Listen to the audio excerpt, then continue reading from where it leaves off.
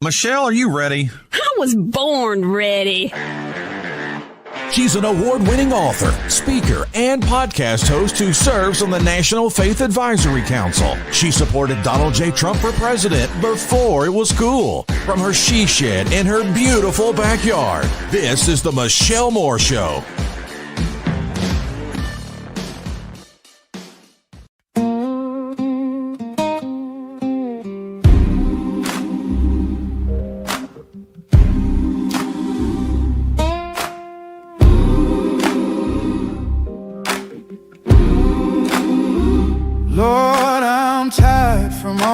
Stressing, too weak to count my blessings.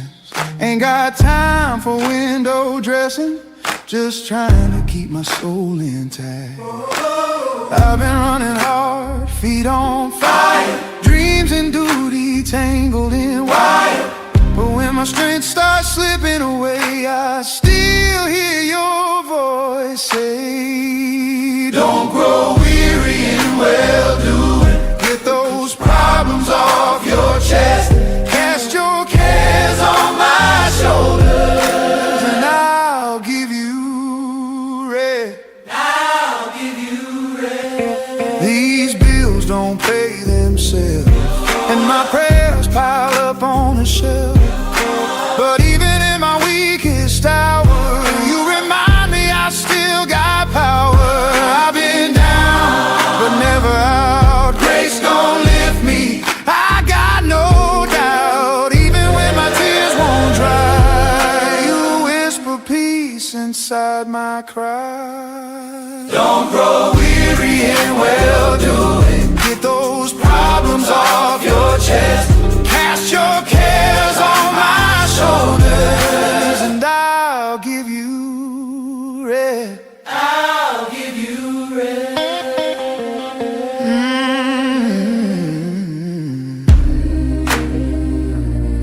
I laid it all down low.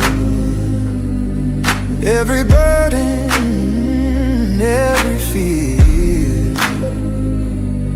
and you met me right there in my mess. Turn my worry into rest. Rest, rest. Sweet rest, rest. In your arms, Lord, I find my rest.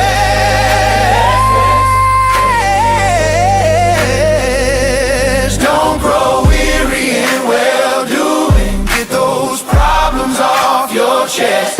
Cast your cares on my shoulders, and I'll give you rest. Don't grow weary in well-doing. You've been faithful through the test. Come on, lay it all down, child, and I'll give you rest. I'm tired, but I'm trusting. He'll give you rest. I'm weary, but I'm standing. He'll give you rest. Lay it down. Lay it down, child, and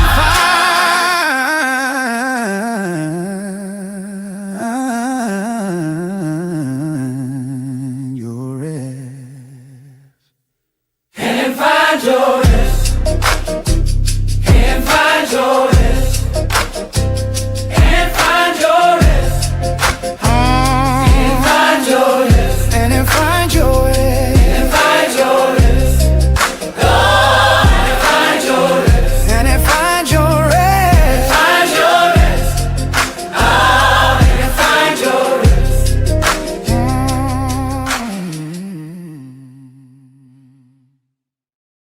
Hi, everybody. So glad that you're with us today. Okay, so for those of you that know, my mother-in-law gave us, I call her my mother-in-love, but she gave us quite the scare Monday night. I'm going to share with you a miracle that I saw. Also, I'm going to share with you what I experienced while I was in the hospital with my mother-in-law. And so we're going to do all of that after our time with Steve Jarvis. We've got Mr. Steve Jarvis with us today. I want to remind you, so if you're not familiar with Steve or you forget, Steve is a fifth-generation farmer lots going on with agriculture right now and with our food and all kinds of other stuff. And so, and he's such a warrior. I love that when he's on here, and he's got such an insight experience. I was telling him I love that about him because he and his family's, his wife, she's got fifth generation dairy farmer. He's a fifth generation cattle farmer. And so they just have all this history, and they just bring this insight in. And of course, he was part of Maha. He left, and we know that he was, on the show explaining why he left. And so we're going to talk with him today, and I'm happy and excited that he's with us. But there was some breaking news that just happened right before we went live. And so let's go on ahead and bring him on, and he can share with us what just happened. So Steve, thank you. Thank you for being here. So what did the FDA just pass? Well, cell cultivated. That's the new word. Cell cultivated. FDA has approved meat to be cell cultivated and sold in your grocery store. So what I want you to do is go get you some cosmic brownies, because the food dye that Bobby Kennedy and the food babe we're going to get rid of, it's not till 2027 that they remove the red little sprinkles off the top. So I digress. But we got cell cultivated meat coming to the grocery store, and red dye is that's how we know we're winning, folks. Yeah. Cosmic brownies. Got to get you some cosmic brownies. It'll drive you crazy if you let it. Okay. So the cell cultivated, is that lab grown? Is cell cultivated just more of the wordsmithing? Yes, that's the new word. It's not they're not saying lab grown, because lab grown, it's cell cultivated. It sounds more Fluffy. Fluffy and proper. Palatable. It's more palatable. And this goes back to what you had told us back months ago, even about the aerosol, what was it? The stratospheric aerosol injections, that you don't call it chemtrails. And they keep moving the goalposts by changing the verbiage, the vocabulary. That's right. It's hard to keep track of all the three letters and 3 words and all that. That's exactly right. And that's intentional. That's just like how they call abortion women's health care. Oh, it's wordsmithing. Yeah. Okay. So I used to say that the left loves to wordsmith, but quite frankly, I think they all do. It's just all evil. Okay. So one of the things about this that we were talking about prior to the show that I thought you made such an excellent point on is you said, hey, right now they're driving up the price. I guess they're driving up the price of cattle. So that way, as the meat comes to the market, it's going to be extremely expensive. And then at that point, people will be made to look over and go, oh, look at this meat, though. It's cheaper. And whether they realize or not that it's cell cultivated, lab grown, whatever, or not, is going to be beside the point. It's going to end up being what is the only thing that the consumer can purchase, most can purchase.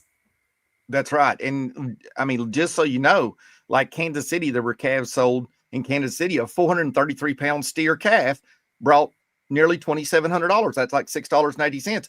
It's another year before that animal is butchered. So they got to feed it and put it all out to pasture, or whether it's grass fed or grain fed. But it's another year before that animal, and they just paid $2,700 for this animal. The writing's on the wall. And what people don't realize is agriculture is getting killed in 2 ways. One way is President Trump and Bobby Kennedy and Brooke Rollins, they're not doing anything for the farmer and all what's going on with finances and all that. And let's face it, farms are disappearing, 63 farms and ranches and dairies a day right now. And they're not doing anything about that. But the other way that farms disappear is you're a guy that's 65, 67 years old, and you got 100 head of paid for mama cows, and they're going to bring $6,500. You're cashing in. So you're going home and you're quitting. And so we don't need to lose those guys. And the average age of the farmer kind of across the board, vegetables and farm, is somewhere between 62 and 67. So, we have a huge problem, and nobody's going into farming and ranching right now. Sure. Yeah, they're getting out if they're doing anything. That's right. Okay, I want to talk about that meeting. So SBA, which is a small business association, the USDA, and HHS, which HHS is run by Robert Kennedy Jr., right? Yes. Okay, so they have a meeting. This was earlier this week or late last week? Late last week. So they have a meeting. So Brian Massard and I wrote a plan called the PED plan. It's on my website. You can go to sas-usa.com, go to them down to the bottom, go to important links. You can see the PED plan. The PED plan had 1 through 31. What we were trying to do, Brian Massard and I, we were trying to get Brooke Rollins, Bobby Kennedy, and the head of the SBA, the top guys there. We tried to get them all on board for them to meet with the Secretary of Treasury. Brian Massard and I wanted President Trump to be in there. We tried to get this done December 22nd. We also tried to get it done by February 22nd. Nothing ever happened. And we were been pushing these guys, and I've kind of dropped out of the scene because I don't think they're going to do anything. And Brian Massard is kind of taking the lead on pushing these guys. So he called me and said, hey, USDA, HHS, and SBA all met. So I called my top guy that I know there. He's in the top guys at it, Small Business Administration. I called them and said, hey, what happened in the meeting? He said nothing. Nothing's happened. So when he says nothing happened, what he really means is that we didn't get anywhere with funding and helping farmers. No, because what the main course is we were trying to get these three agencies that have a lot of clout and are supposed to be for the American people to get them to pressure President Trump to meet with Secretary of Treasury, because we need the Treasury, because the number one thing in order to save agriculture in the PED plan, what we did is in the top 6, if you restructured all the financing, this would not cost the taxpayers one penny. That was our big selling point on that, is that this would not cost the taxpayers one penny. They wouldn't have to put any money into the game. It would just be a restructuring, and all farms would go to 4% to 1%, depending on how regenerative they were. And it'd just be a restructuring. But the big thing about it is most of these farms are paying 7 to 10% interest. And listen, the Federal Reserve and all these big banks and President Trump's, all his rich buddies, they don't want to give up that money. They're making a killing off these things. And when the farmer and rancher files bankruptcy, these big guys buy these ranches and stuff up anyway. So you see how it works. That's what's happening. And that's what we were trying to get. Because I've actually kind of moved on. I still talk to people about my farm plan to create 1 million new 40-acre farms. But now we're in such a crisis. It's been a year. I've been screaming this since 2024, but we thought we'd get something done in 2025. It's so bad now, we're losing so many farms that we don't need to lose. That's why we did the switch to the PED plan, because it's an emergency because of the house is burning to the ground. Yeah. Okay. So I've got a video. Let's look at this. We've lost, look at this, how many farms and how much acreage of farmland. Let's take a look at this video. It tells us. We've lost 536,543 farms. Over 500,000 farms gone. At the same time, we've lost 165 million acres of farmland.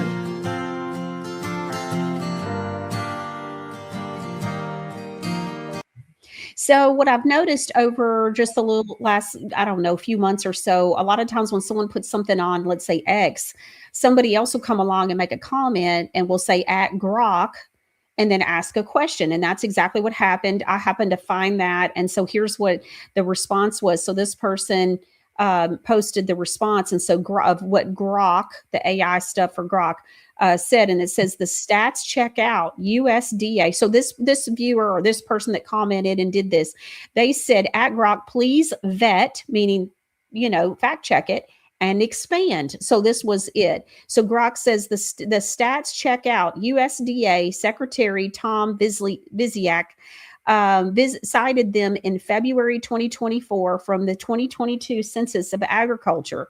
Since 1981, lost exactly 536,543 farms and 165 million farmland acres. In the last 5 years alone, down 141,733 farms, and goes on. It says output value jumped 40%, and it goes on despite that, thanks to tech and scale and efficiency. Family farms are still 95% of operations, but larger ones drive most production. Trend is long-term consolidation. That is not good. Consolidation does not sound like family farms are staying in business. Raises valid question on rural communities. I'm listening to a lot of people talk about their hometowns being completely obliterated because of the farmers being obliterated. And land use shifts like development. Are we talking about the AI centers and the data centers? Is that what development is? U.S. ag remains highly productive overall. But when it's highly productive overall, is that the big companies like BlackRock and Bill Gates in China that own those? And that's what is being, big production? Well, let me just say this. If you really want to know what President Trump is farming, he's farming data centers. My understanding is there's a data center finished every 2 weeks. And that's going to use by 2030, they'll use 70% of all the water that was going to be used for agriculture. What you have to understand, your viewers, if you use ChatGPT and you send out an email that has 200 words in it, that takes a quart of water just for that one person sending a 200 word using ChatGPT, quart of water. And that's what they're going to do. And what you have to understand is these rural communities, I personally, my daughter sold her house because they're building one right there near Claude, Texas. She sold her house. I told her to dump her house. There wouldn't be any water in 2 years. So she did sell her house. And I know people after all over the United States that are talking to me where these data centers are popping up. But you know what I don't know? I don't know anybody that says, hey, Steve, I bought a farm and guess what? I'm going into agriculture. Nobody's saying that. They're saying I'm selling my house because I'm getting away from this data center. So that's what President Trump is farming. And let's face it, Brooke Rollins, she knew all this stuff was coming down the pike when she got the job. She knew. Okay, so 2 things that you're talking about that I want to bring up. So the first thing is I've seen the data center that Eric Trump has shown off. I mean, I don't know if you've seen it, but it's massive. And apparently they're mining Bitcoin, which is extremely concerning to me because I thought Bitcoin was no good. And then the other thing is I think I shared with you last week about the website that I came across. I don't think I've added this to michellemooreshow.com. So I will after the show, just so everybody knows. So if you're watching this later, just know that it's on there now. So this is, I think it's a website. This was shocking for me. I thought, oh, there's probably a handful of data centers. I know that they're, coming on, and you've been telling us that the one's coming on every 2 weeks and all that. No, this website shows data centers in each state, and there are literally dozens at least in each state already. So what is for people that don't know, what is the purpose of a data center? And by the way, and talk about what all the water it uses and how it really taxes on the community. Well, the data centers are going to be used for surveillance and using robotics and things like that. I mean, let's face it, jobs are disappearing. AI. Okay. I mean, AI is going to take over all the jobs. 92,000 jobs were lost in the white collar world in the month of January alone. That's why I tell people, listen, while you got a job, you should do my online farm school. It's $500 because what are you going to do when AI is going to? So that's what they're planning on. The big question for me is in the Agenda 2030, they want to kill off 80% of the American people in the United States. Here's what I don't understand. Why do they want to build all these data centers if the people aren't going to be here? Well, it must be going to be robots going to be running everything and driverless cars. Let's face it, the 15-minute cities are coming. And I will say this, I'm going to say that the data centers will run the drones. They'll do everything, and they'll calculate how much food they need, and they'll just pump it into the lab-grown cellular culture meat and tell that to print that out too. So yeah, that the FDA just approved. Yeah, that's what's going to happen. Okay, so by the way, so what gets me is this is all being approved under President Trump with the FDA, with RFK Jr. I mean, how is this? And this is supposed to be the Republicans in charge. How is this stuff getting approved? Well, President Trump, listen, I said this morning, we talked about this. I personally believe now the way things have gone is that MAGA and MAHA was set up because the strongest people in the nation got on board because we were going to make a change in this nation. And we all jumped up and we got on in the fight, and we were ready to make a change to make America great again and make America healthy again and make America a new agrarian culture. And that AI, and I said, let AI blow and go, but let's rebuild the agrarian society. That way people would have something to do outside of, and then that way everybody had fresh foods and all that. But that's not what they want. So I think that it was all planned, it all set up so that it would just take us out at the knees, because most people, even myself, what's the point in voting anymore? When you have supposedly the best government to ever change America in power, which is Republican, and nothing's going on, we're actually getting into the teeth worse. Yeah, that's what's happening. You did make a comment this morning that does have me thinking. You said, I'm sorry, but it's hard to believe that voting is that we've ever had a say when you look at what they have learned in the last, what was it, 10 years ago, that it came out that every president but one they've all been related in some way. And so a fifth grader figured that out in a school, assignment that she had. So just in case somebody's watching and doesn't know what we're referring to. And so, and if you're like, well, Obama, wasn't he black? Well, his mama was white, y'all. And so, and her daddy was CIA. So yeah, he was related too. So, and he's related to the Bushes and all that. And so look, at the end of the day, you made a good point this morning when you said it's hard to believe that anybody ever had a vote that counted when, you see stuff like that. So that's a good point. Okay. So I've got a video here. I was just absolutely floored. And like you said, you don't ever see somebody who's buying a farm and says, hey, I'm getting into agriculture. Listen to this gentleman and what he made in a year farming. Listen to this. So you've made £144 profit from the arable farm.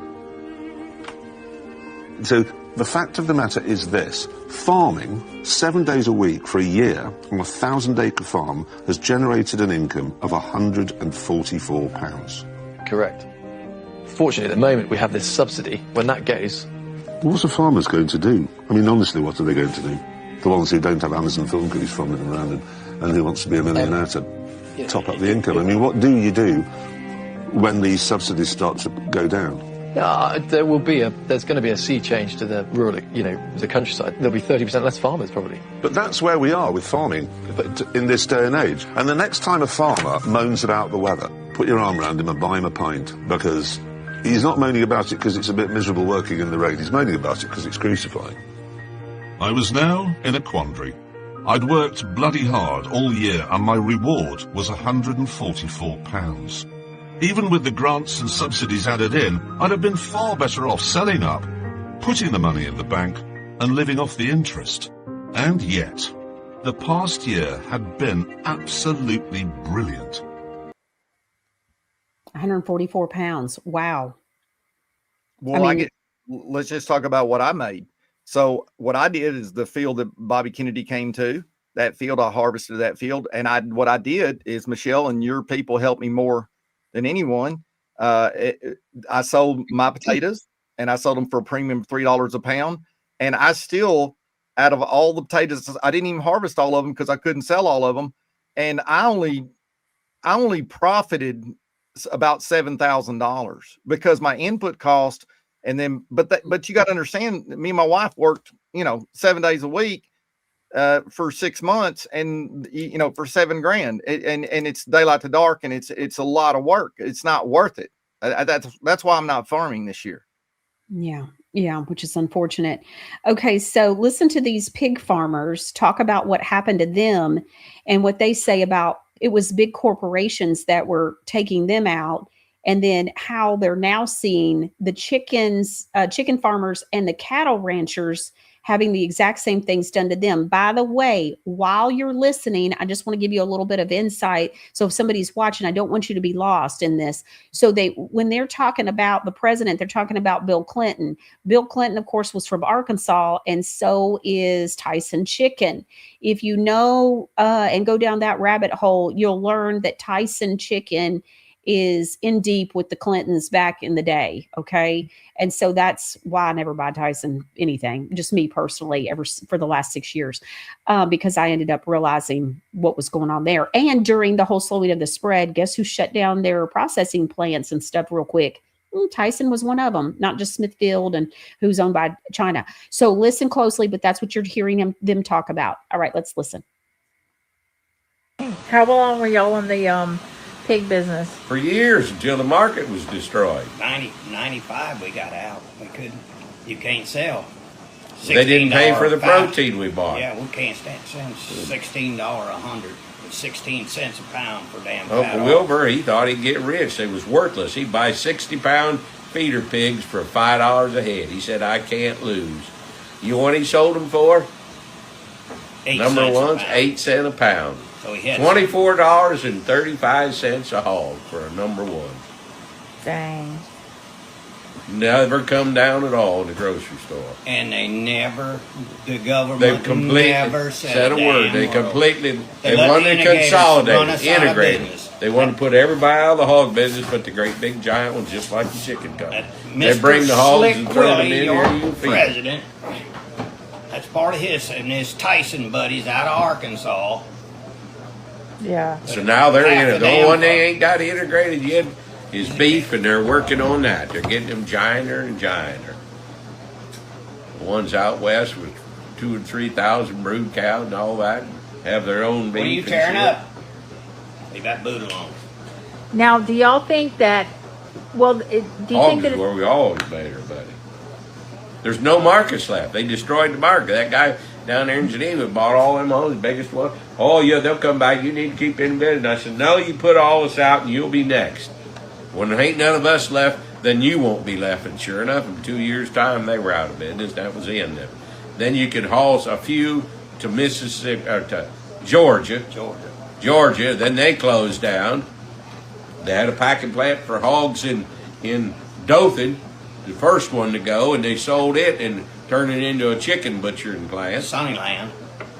Yeah. Sunnyland butchered it. Elba Pack, they went out of business, and all they did then was Bought fat sows. bought sows that Make were already sausage. butchered by the big company and brought in there, and they bought the carcasses hanging and cut them up.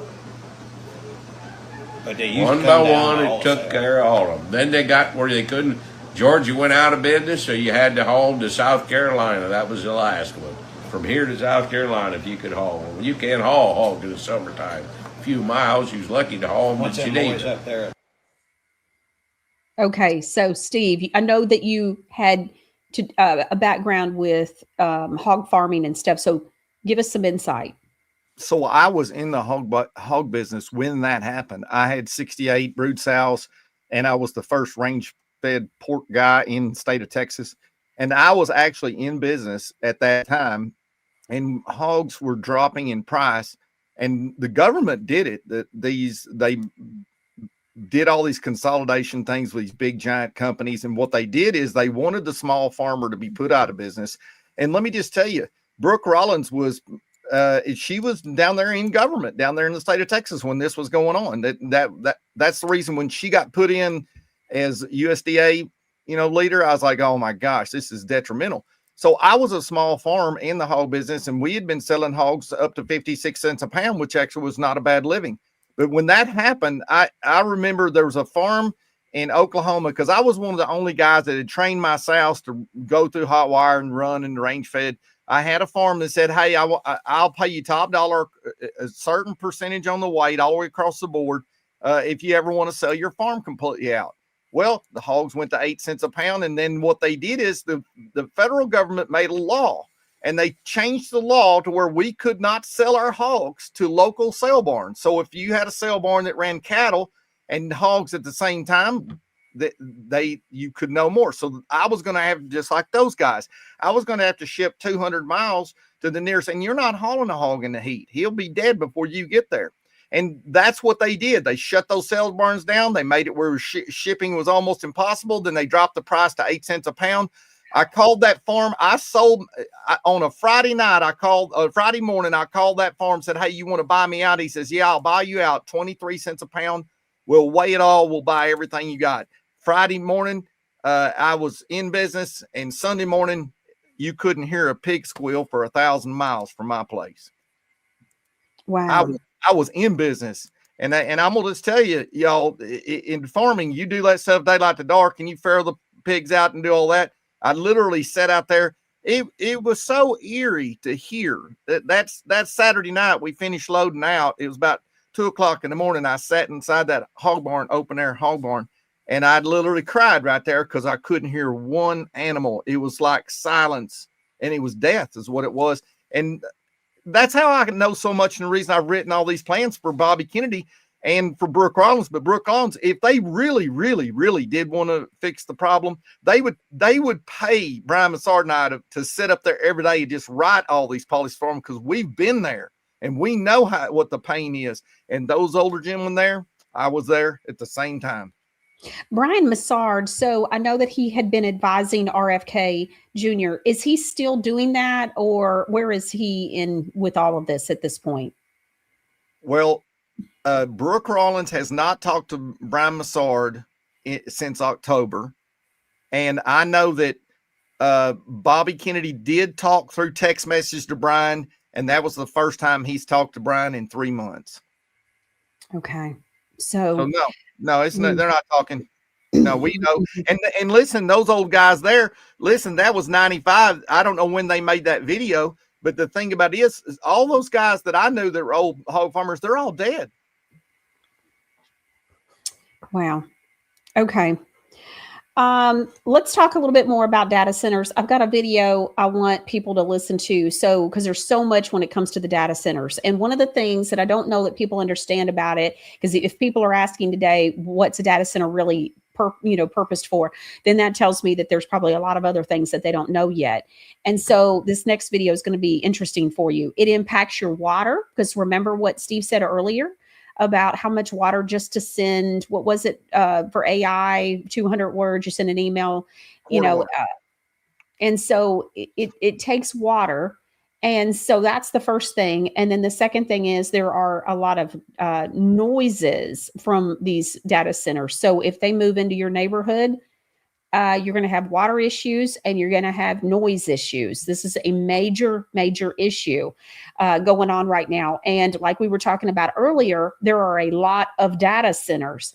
Okay, so take a look at what this farmer experienced. So what happened was data centers water will get dumped by the data centers on nearby farms.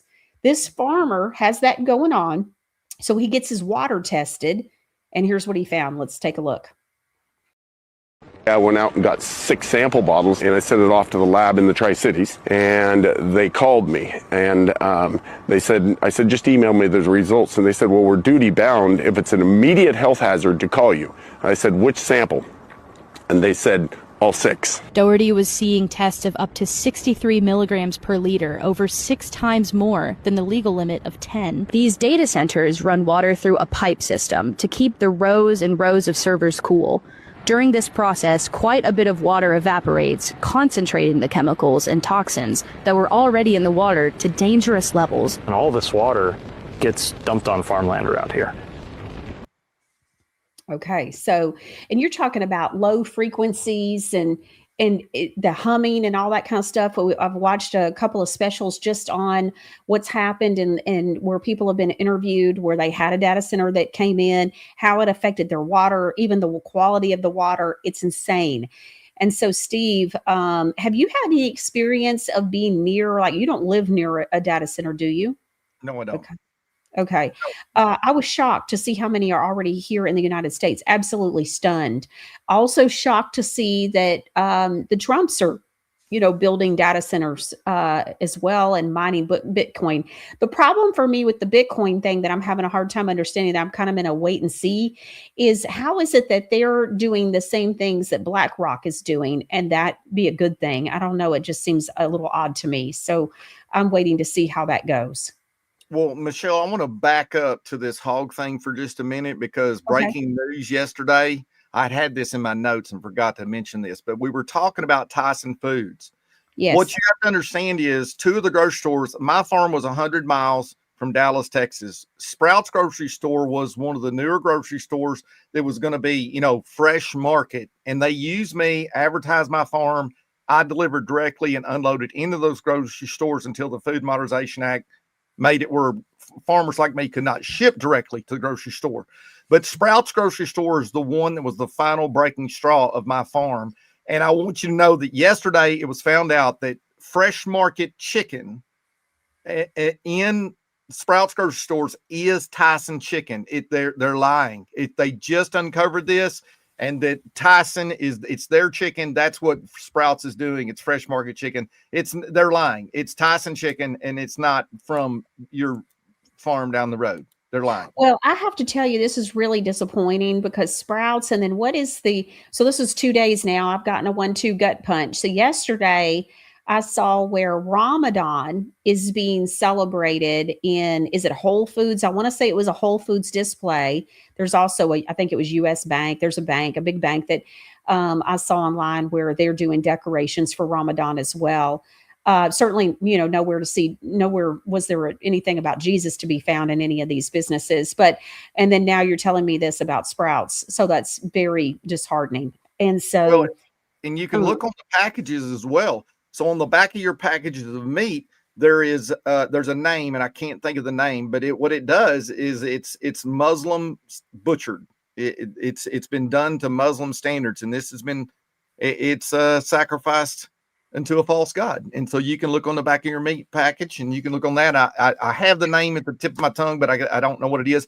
But I was even asked about could I help them supply beef to their stores, and yeah, and it's on the package.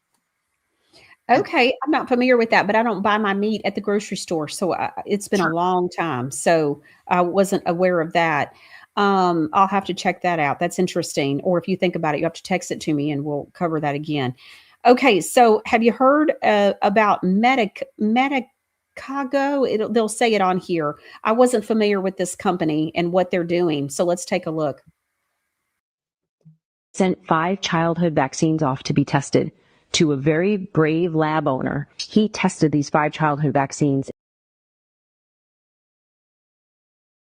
Wait, what are they doing? Medicago's manufacturing facility looks like a nursery, but inside these plants, they're growing a new kind of vaccine. The technology is called a virus-like particle. At Medicago, we use a careful step-by-step process to develop vaccines, using our plants as mini bioreactors. We start with the gene sequence or code of a virus.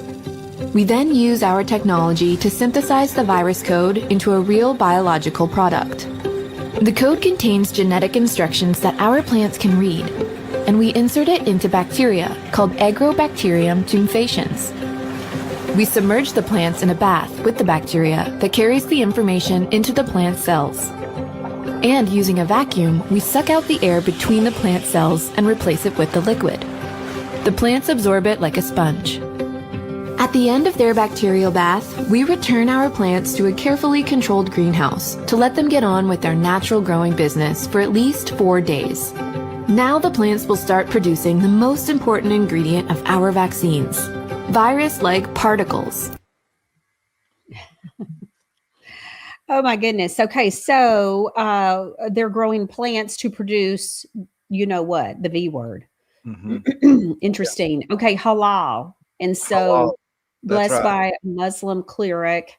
And I was looking and I saw where they were saying that we had a viewer explained Muslim meat is slaughtered a certain way. This is Mitzi to be considered halal. I was informed that Costco sells halal meats.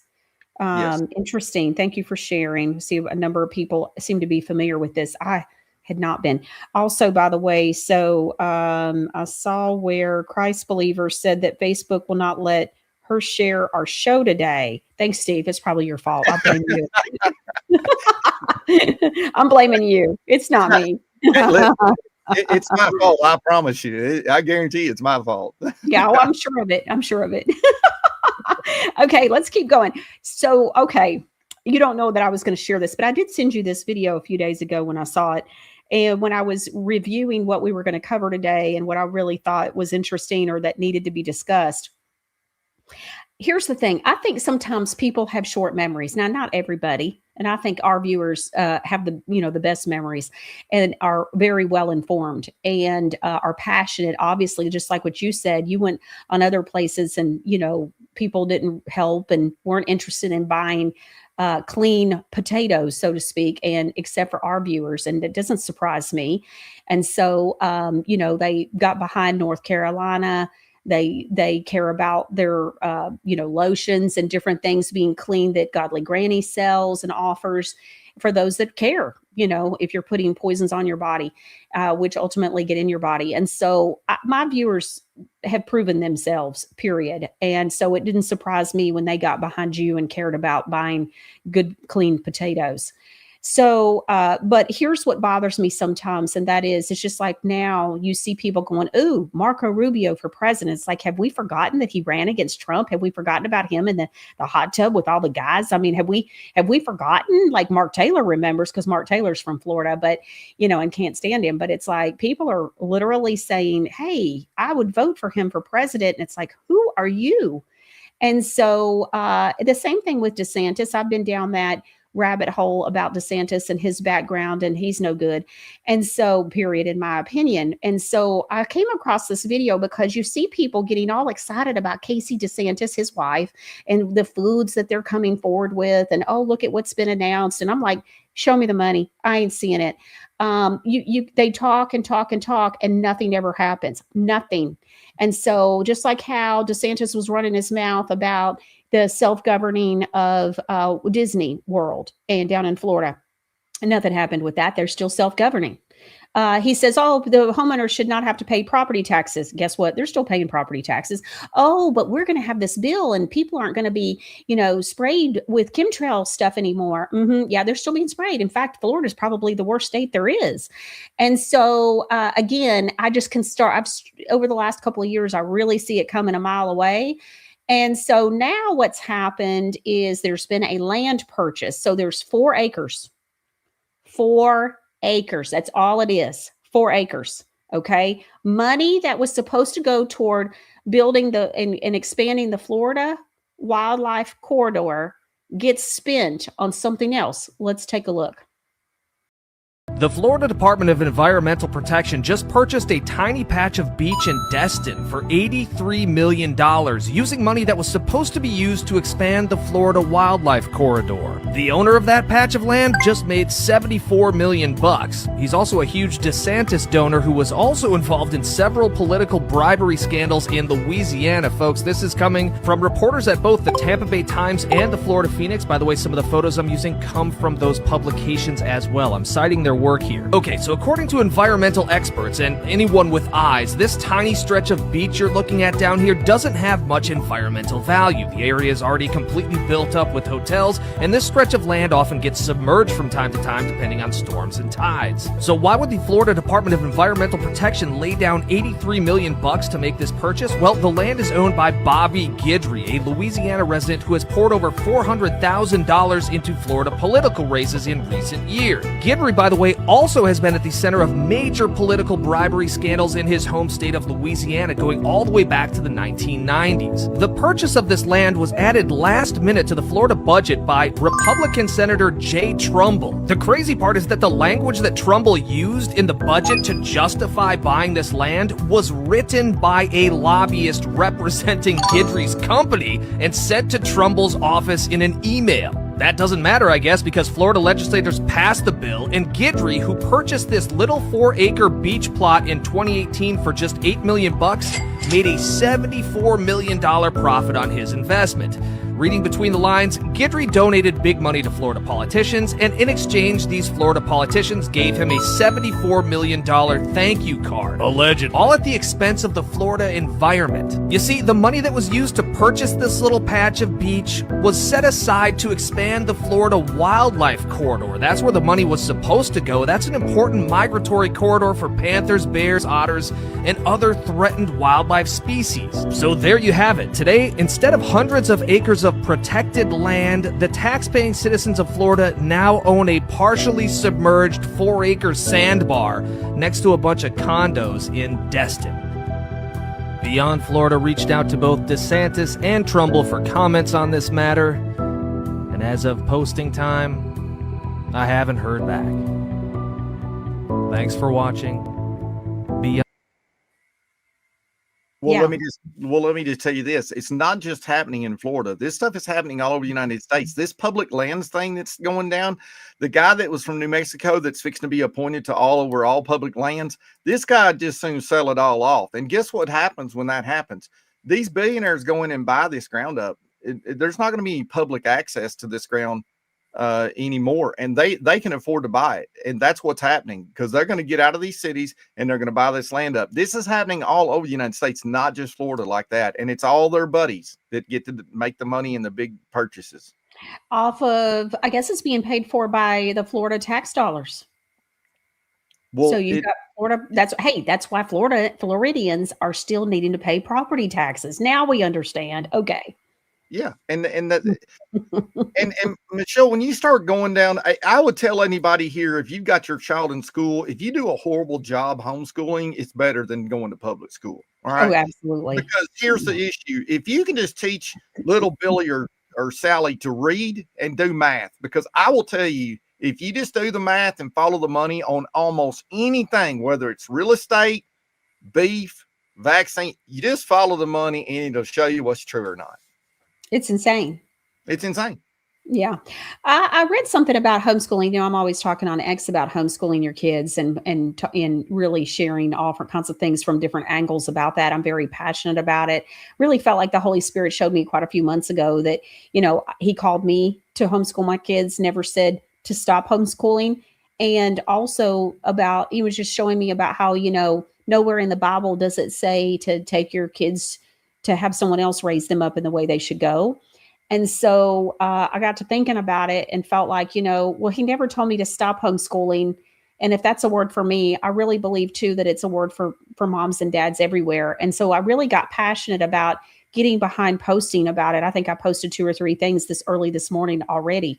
And so on a pretty regular basis, anybody that follows me on X knows I'm always talking about homeschooling your kids. And I had a conversation this morning too about it. But what was interesting is that it was talking about this particular thing was that I was reading was talking about how what you do as a parent, as a mom, I hate to say parent because that's a whole cabal thing, but as a mama or a daddy is that you teach your children how to learn, how to read and how to learn. And then you don't have to be over their shoulder all the time. And so because they can learn and discover and grow through reading once they've learned how to read. And I thought that was a very interesting, you know, point. And so it was very interesting. Now I paid for a program where my kids were, you know, and they were older anyways, but I'm not a science or social studies teacher. And so it was interesting because, and it was a great fit for me. So I homeschooled them, but I paid $99 a month for each child. And they got somebody that, you know, was there to grade their papers and all of that and answer their questions if they needed it. But most of it was interactive modules that they watched and then took quizzes and tests on. And I just didn't have to, you know, grade those tests, and they had a teacher for that.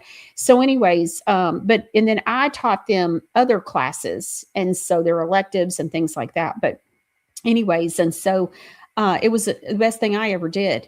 And it was a blessing. And I'm so glad that, you know, the Holy Spirit told me to homeschool my kids. Well, what's interesting is about my online farm school. So many people say, well, I don't have $500 or whatever.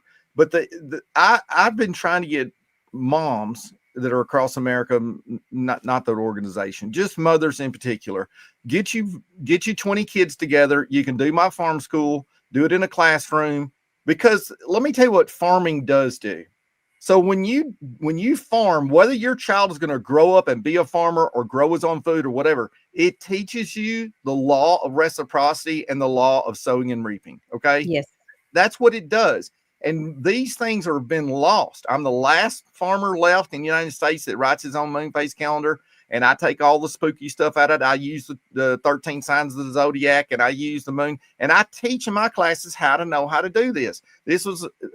This would not be spooky if we were going back to our great grandparents, because they knew this stuff and used this stuff according to how they grew when they weaned their children. They used it for weaning their children, weaning calves, castrating, operating, doing all these deworming themselves, all that. This stuff is lost. That's the reason I have the online farm school. I know times are hard. I dropped it from $2,000 to $500. It blows my mind that these moms, I had one message me yesterday. Well, we want to try to get you into our school next fall. I said, next fall is too late. You plant in the spring. And that's the problem. People don't, you go to the grocery store in December and get grapefruit, and you think that came out of a Florida tree in the panhandle of Florida. No, it didn't. And that's the problem. We're so disconnected from the earth and the creator of the universe and so I'm going to encourage you, moms, get together and I'll work with you. I don't want everybody to take months and then get 500 moms together where you split it all up. Cause I will tell you, sometimes I have pastors call me, and they say, "Hey, Steve, you'll give us a deal." Well, I need to make a living on, and I've dropped it to $500. If you get 20 people in there, it's pretty cheap. So anyway, well, I told you Saturday, I said, if my kids were still homeschooling, I would do that all day long. Because I wish I would have known, or I wish I would have thought about that, because that is something that, look, like you talked about earlier with the whole thing about what do they call 15-minute cities, and you said they're coming and all that, and they're being built. Cul-de-sac is out west in Arizona. We covered that last year. And so there are numerous neighborhoods that are being built throughout the country. And it's happening, and they want that. I don't know if everybody understands that. I know a lot of my viewers know, but we have so many new people. And the thing about it is, the reason the 15-minute city is so awful is it's the whole, you're not going to own anything and you're going to be happy. You're not going to have a car there. In these 15-minute cities, they don't even have parking lots and parking spots for cars. And at least cul-de-sac didn't when I covered it at a great depth. But these 15-minute cities, a lot of that is you're renting. You're renting an apartment. You don't own anything. You're not grounding. Your dogs aren't grounding. You know what I mean? And so your fur babies, your kids, and so it's control. A lot of it is about control. And so you're not going to be self-sustaining in those kind of communities. And they don't want us knowing how to grow food and how to be self-sustaining. And so that's what it's really all about. It's all about the New World Order. It's all about control. Okay, let's take a look at what is going on with glyphosate and in the shots. Producer Ron, please. Sent 5 childhood vaccines off to be tested to a very brave lab owner. He tested these 5 childhood vaccines and they all came back positive, every single one of them. And this is statistically very important because when we tested 20 PediaSure feeding tube liquid samples for glyphosate, only 6 came back positive. So we were thinking if they come back positive at all, maybe it'll be one of them. But no, it was every single one of them. Now, the levels for the MMR vaccine were 25 times higher than the other vaccines. And we believe this is because that vaccine is the only one that's a live virus vaccine.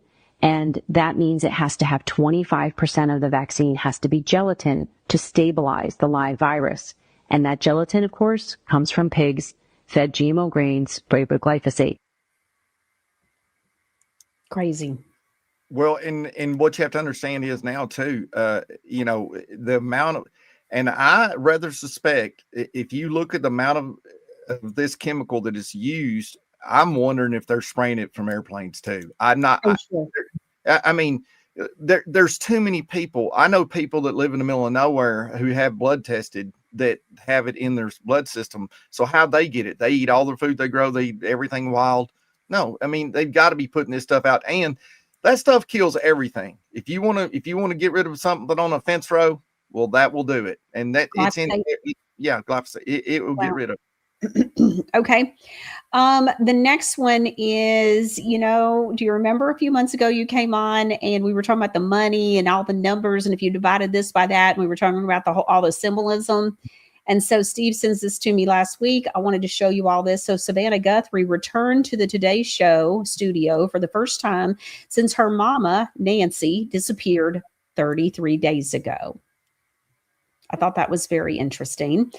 And so, I saw this video. I thought this was interesting. I know that you talk some about Israel, and then in Monday's show I had Lieutenant Mark Taylor with us on Monday, and I had found this whole thing about this Israeli kind of religious sect that they have going on in New Jersey. I had told you about that, sent you a few of the videos. And so this was interesting. So I come across this video, and it's like an Israel loyalty oath law. Take a look at this. I want to show you something, and because I know what you're thinking. I know what you're probably thinking right now. You're thinking, oh, sure, Rick Sanchez, of course. What you're probably talking about is one of those obscure state laws, like the one they have in Alaska that says if you accidentally kill a moose, you have to eat it. That's actually a law in Alaska, by the way. There's one in Georgia that says it's illegal to sleep on a boat for more than 30 days. True. No, we're not talking about an obscure law. What we're talking about is an Israeli loyalty oath law that is becoming so common in the United States, it's now pervasive. Take a look at the map. You see the red states? See all of those red states? 26 states have enacted this loyalty oath legislation. And let me show you the other one, the navy blue ones. The blue ones you see there? That's where this law is now pending. So 26 acted on, passed, 13 pending, only 11 states, the light blue ones you see there, the baby blue or the light blue, those are the ones where you can boycott Israel and, criticize Israel if you want. Again, look, it bears repeating. There is no such law keeping you from denouncing or boycotting the United States of America, or even advocating causes that harm the U.S. economically. But there are laws from doing that against Israel. Well, what's so important about this is what you'll find out is some of your listeners may not know that I've been in the big, geoengineering, weather modification, SAI, and all that. I've been in that big fight, and my team and I wrote the Mystic Bill to stop weather modification in all 50 states. What's really interesting about this is this, I was getting a lot of traction in about 6 different states until these were state and senators and state representatives, not Washington, D.C. These are the people that are supposed to be working, Montana, Louisiana, whatever. Then Benjamin Netanyahu holds this 50 state, one Israel. If you don't know what this is, you should look this up, and it'll scare you to death. But these BDS laws are coming to your state.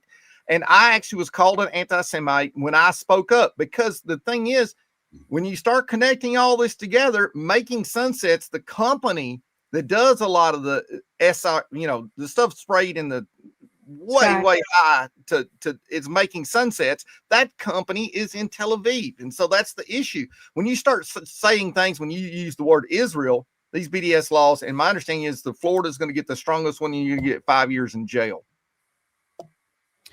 But you say whatever you want about Jesus, I guess, and trash him and trash Christianity. Did you see where the Muslims are now going into churches and they're doing their, I'll just call it, religious rituals, and it's their way of showing that they plan to take over the country, from what I was seeing. And so I was like, well, joke's on them, Jesus ain't in there anyways. And all of those are 501c3. So I'm sure Mark Taylor would have a mouthful to say about all of it. But the thing about it, though, is that they're allowed to do those kinds of things, but yet, you see what I'm saying? And then we can't say a word. Well, I mean, look, Florida, remember a couple of weeks ago, Florida was trying to pass where you couldn't even say anything about, what was it, the agriculture? You couldn't talk about pesticides. Yeah. And I actually got in a fight with that for those guys. I made a video, that video hit like 100,000 views, because what I said, when you lose freedom of speech in this country, it's not going to matter what fight you're in on. And I'm in on a lot of them. But if you lose freedom of speech on any area, I don't care if it's about squirrels or rabbits or, whatever if you can't speak and say with the truth about what's really going on about a country or people or whatever, anything, we're in serious trouble. Well, you know what I think about when you talk about that, Steve, is when the Holy Spirit was showing me about doing this show, and God said, when I'm he said, when you search for the truth, I'm in the truth because I am the truth. And so if they start fixing it to where people can't say the truth, well, then where's God in that? You see what I'm saying? Yahweh is nowhere in that.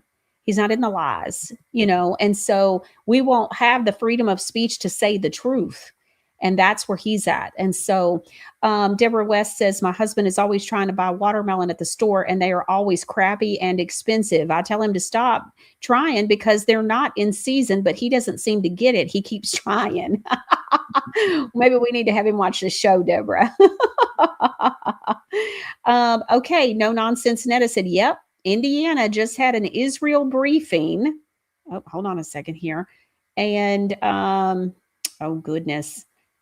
Okay. Had an Israel briefing at our state house. What other country comes to our state house to tell us how great their country is? None. But now we do have a couple of them, though, that allow satanic stuff. We've covered that before. So yeah, that's crazy. And then I had something else I wanted to read to you. Oh, because I wanted to give you an opportunity to answer this particular question. Okay. No Nonsense Netta says, question for Steve, wondering if he has been in touch with attorney Tom Renz. He and some other farmers like Steve are righteously angry and fighting back about same issues. I'm in contact with one of those 3 lawyers. Yes. The answer is yes. Thought I'd let you answer however you would share whatever you'd like to share. W.R. Carr says, y'all, a bottle calf, which is a little baby, sold for $1,150. My husband was there and saw it happen. That's right. And that's what you're that people are telling me that's happening right here just south of me, 60 miles. Baby calves bringing $1,000. And so that's what I want to make sure people understand. So the reason why this is newsworthy and why we're discussing it is because why, Steve? Because you can't, when you raise that animal up, okay, so that animal has 18 to 24 months before it's going to have a baby or if it's going to be slaughtered. So you got a long road to hoe. And let's face it, folks, I know all the organic people out there think that being in the cattle business and doing vegetables, all that, the organic way, they think that these animals are born and it's unicorns and rainbows and just the sun shines on. No, you got all kinds of diseases. It's too wet, too cold, too hot. Mountain lions, wolves, cougars. I mean, you have everything. You can coyotes. I've had plenty of calves killed by coyotes. I mean, let's face it, it's hard. You get a baby calf to get that thing to, they're going to have more than $5,000 in it. Okay. And that means that it's going to translate to high prices at the grocery store. 100%. Very high prices at this point. Okay. All right. Well, Steve, anything you want to share before we let you go? Yeah, just go to my online farm school. Also, I have about 30 boxes of potatoes. If you want to plant potatoes, you can send a message, reach out, text 208-875-9499. We have about 30 boxes left if you want to plant some of those potatoes. And listen, the potatoes are going to be sprayed this year in the United States of America. Brand new. It's an RNA, just like the mRNA spray. It's going to genetically modify seeds. It's scary, folks. Big time. Goodness. All right. Thank you, Steve. You've been telling us about the potatoes and how that was going to happen this year.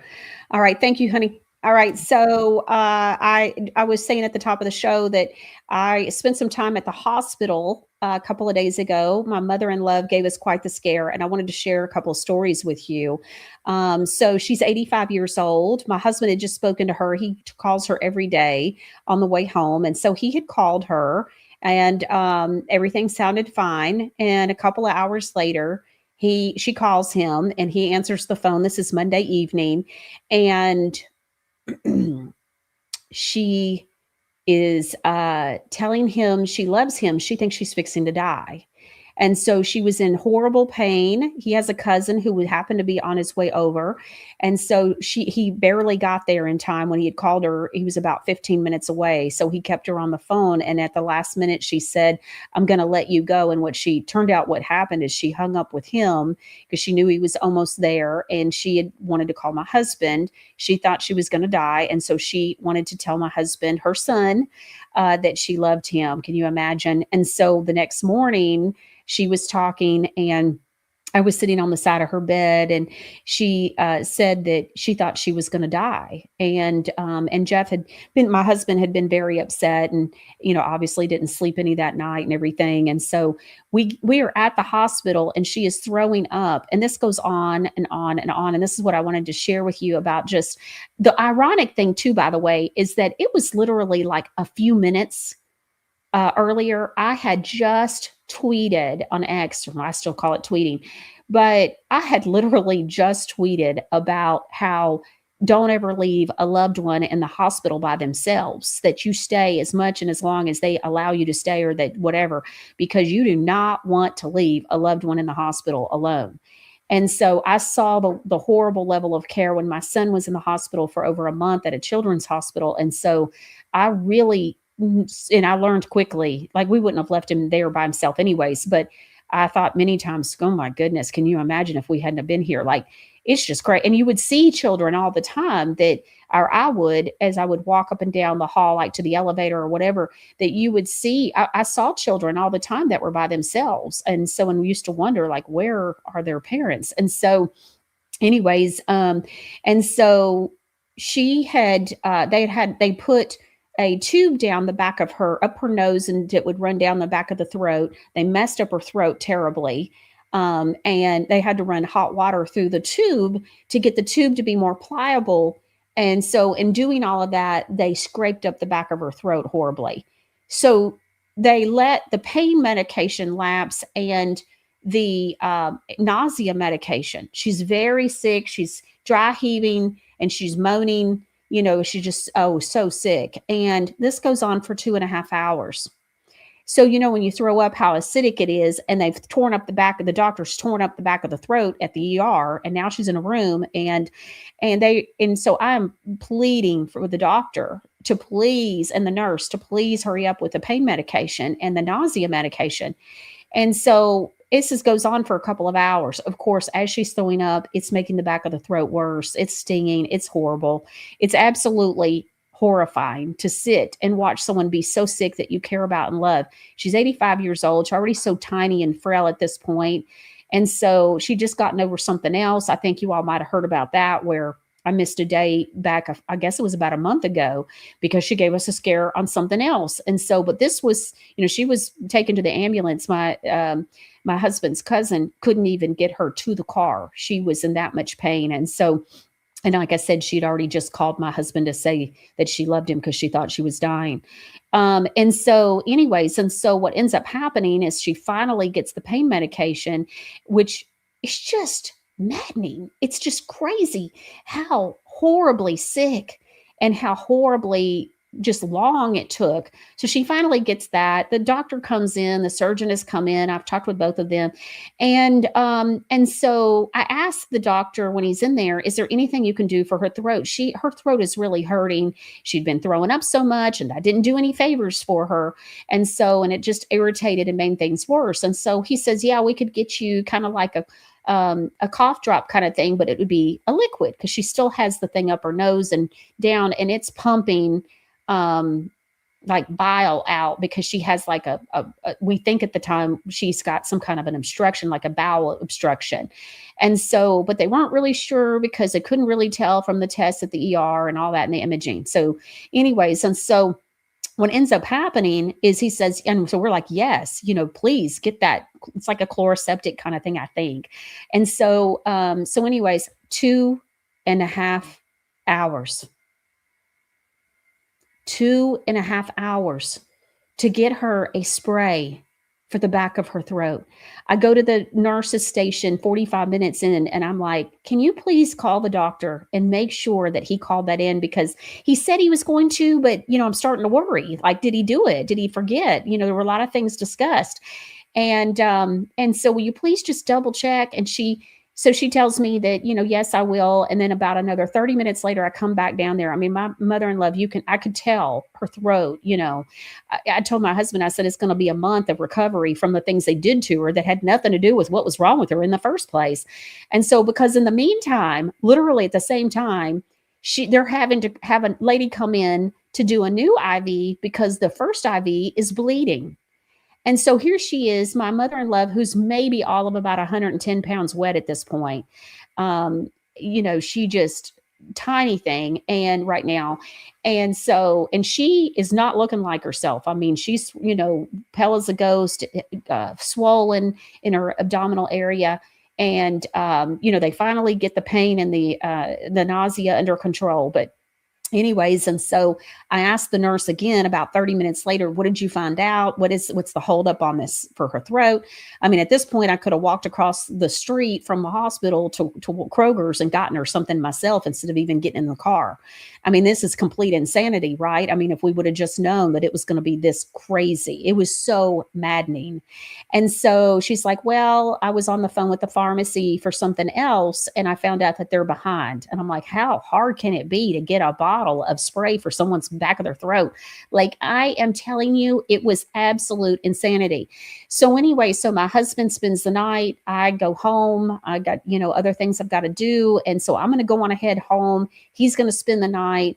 I'm going to get up in the next morning, which was yesterday morning. I walk in early yesterday morning, and it was like I witnessed a miracle. My mother-in-law went through the testing where they shot the dye through and all this different stuff. She'd had a bowel movement. It was all good. And so long story short, she had her color back. They let her have a clear liquid diet. The nurse asked her, what do you want? She said, bring me everything I can have. And so I thought that was kind of funny. And so she had already had a couple of Jellos and some chicken broth and things like that. So she was sitting up and had her color and was like, I want to go home. And so anyway, so I think she's home now. And so she wanted to go home last night and the doctor wouldn't let her, but I think she's now home. So she's going home sometime today, and I think that's already happened. But anyways, but I wanted to share that with you, and I wanted to share a couple of things about it. The first thing is to make sure that don't ever leave a loved one in the hospital by themselves. Doesn't matter what it is. Do not leave them alone. The second thing is, especially if they're older. My mother-in-law at 85, she has been saying, I just don't have the mental capacity or the memory even though to me and all of us, she knows what day her electric bills due, which I couldn't tell you. And so what day mine's due. So I've always thought she just has such a great memory and she's sharp as a tack, but she mows her own yard. She called my husband a couple of weeks ago and was upset she couldn't get her lawnmower to start. She wanted to mow her yard. And so, but I could tell, and especially when you're hurting, I think anybody at any age, they have a hard time being able to really concentrate. And it's overwhelming for other family members. And so if you're good at that, especially if that's your strong point, to ask questions and understand. So for me, like with the surgeon and with the doctor, it's just kind of natural for me to take over with those conversations and asking the questions and understanding what the plan is and, all of that. A lot of people can't do that. There's a lot of things that are communicated, and you talk about this and you talk about that, and well, we could do this and blah, blah, blah, and you get onto something else and you never really solidify. So make sure that there's a real clear game plan. And if you're the one that's really good about that and being able to go, okay, so just so that I understand, you're going to do this and you're going to get her that for the back of her throat. And you're going to do this and we're going to have the dye shot through and you're going to see that. Yes. And how many hours is that again? 4 hours. Okay. And what we're going to look for is this and that. Okay, great. Okay. And so, but just make sure that, a lot of times it gets confusing because so many things get talked about. The other thing is, I just wanted to kind of I just wanted to say this because I thought this was so interesting. She thought she was going to die.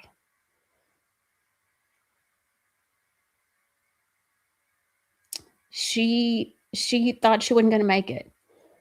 And she got off the phone with my husband's cousin, who was just a few minutes away, because she wanted to call my husband to say, I love you. And I just, don't wait. Now, should we tell each other we all love each other all the time and all of that? So, but just be careful. I wanted to caution everybody, like, don't wait until you think you might die. You might not have the chance. If she would have passed away, she got the chance to tell him that she loved him. And so when he came in, I thought, why is he so emotional? I get that the emergency, that they called an ambulance, but my husband was crying and already emotional. It wasn't until a little bit later that I found out all these details. And then she even said to me, I thought I was going to die last night when I called Jeff. And so, and then he told me what she had said and what had happened in more details. And so then it was like, oh, I get what happened, And so, and I just thought, oh, wow, a mother's love. And so anyways, but, I just want to encourage you, don't wait, make sure that those that you love, that means so much to you, that you make sure they know. And that way, if you don't get that chance, that, that they know. And so we say, I love you all the time. I've always done that with my kids and my husband. And so, but not every family does that. I have friends that they say they grew up and their mom and their dad never told them, that I love you. They never heard their parents say that or whatever. And so, but I walked in yesterday and she was sitting straight up and she was smiling. And I'm telling you, I witnessed a miracle yesterday. There were a couple of comments made, even with the surgeon the day before, that he even said, she not sure you're going to make it out of here. And that was scary. And so anyways, but he also started the conversation with telling her that they don't make people like you anymore. And so she's 85 and she's had a gazillion surgeries and been through a ton of things. And for those of you that don't know, I have a brother-in-law, my husband's younger brother, who was at work one day and was shot in the face at work. And my husband was there and took her to Alabama to the hospital and was there with her. I mean, she's been through a lot, and she was early married and not even a year. And she was married to a man who worked with the electrical company, and he was electrocuted and killed. And so she has really been through a lot in her years. And she's one of the strongest and most talented people that I know, but she's been in my life for almost 34 years now. And so, but to see her go from what I saw the other morning and throughout that day to what I saw when I walked in yesterday morning, I was like, this is an absolute miracle. Praise God. And so, but she gave us quite the scare, that's for sure. And so, so we appreciate your prayers. Many of you reached out, letting me know that you had heard what was going on and that you were praying for our family. And I appreciate that. And so anyways, and I still haven't been really 100% since I was really sick last week. So I wanted to be careful not to be there too much around her. And, and because my throat's still not right, I just making sure, especially around, somebody's already got problems. And so the last thing we need is her catching what I had. But anyways, and so, but I was amazed. My husband and I both speechless.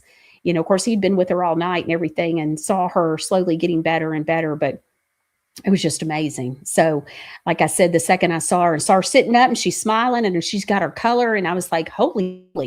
And so anyways, and so she's got her Godly Granny products and telling everybody about my show and everything, that the doctors that walk in, she's always bragging and talking about whatever I'm doing. And so anyways, but she, even in the middle of that, she wanted to call her son and tell him that she loved him. And so it's amazing. So I hope that this encourages you. And plus, I always love to share good news, especially when somebody does a complete 180 so fast. It was just really good. And so anyways, I hope that you guys have enjoyed today's show, maybe learned a thing or two. And let's see, tomorrow, we got a lot planned for tomorrow's show, that's for sure. And so I'll plan on seeing you tomorrow here next time on the Michelle Moore Show. Hi, I'm Linda Bamber Olson, the inventor of the Wave Watch, the world's first frequency therapy watch. It features over 1,100 targeted frequencies combined into 150 playlists for ease of use. These sounds are acoustical and they move through your body, through your skin and your bones. You don't necessarily have to hear it. As each frequency goes through, it can be realigning, revitalizing, reconnecting, and even rebalancing your body all the way to the cellular level. So that's why we have so many testimonies for aches, ADD and ADHD, allergies, colds and flu, dental, emotions, headaches, joints, kidney stones, nerves, organs, skin health, swelling, tremors, vagus nerve, and so many more. Use this code for $100 off when you purchase the Wave Watch. Thanks for learning about frequencies, using them, and supporting the Wave Watch. There aren't a lot of reasons to use Godly Granny products. There's every reason, because every time you twist or flip a cap on something from Godly Granny, you're voting no to chemicals and yes to common sense, but without all the electronic voting machines. With Godly Granny, there's no toxins, no chemicals, no endocrine disruptors, no cancer-chasing filler. Godly Granny is a small batch, made to order, deeply naturopathic wellness brand. Founded on biblical truth, Formulated with pure purpose and handcrafted by saved folks who know that freedom doesn't come from fake lavender and phthalates. Go to godlygranny.com today. Be sure and use the discount code Michelle10 at checkout to receive 10% off your entire order. Hi friends, it's Michelle Moore. And when it comes to protecting your retirement, I believe in taking smart, steady steps. Bank of America analysts call gold the ultimate safe haven, and when it comes to precious metals, I trust Universal Coin and Bullion, the official rare coin and bullion dealer of my show. They have been named the best in their industry both nationally and regionally by leading organizations. Consider a gold IRA, a time-tested way to diversify your portfolio with real tangible assets, which lets you move a portion of your retirement savings into physical gold, helping protect your wealth from inflation, market swings, and economic uncertainty. And Universal Coin and Bullion makes the process easy. From rollovers to delivery, they walk you through every step, even if you have one with another gold company. Protect what you've worked so hard to build from the team that I trust, Universal Coin and Bullion, at 800-321-8700, and make sure to tell them Michelle sent you. For Michelle's social media links, go to MichelleMooreShow.com.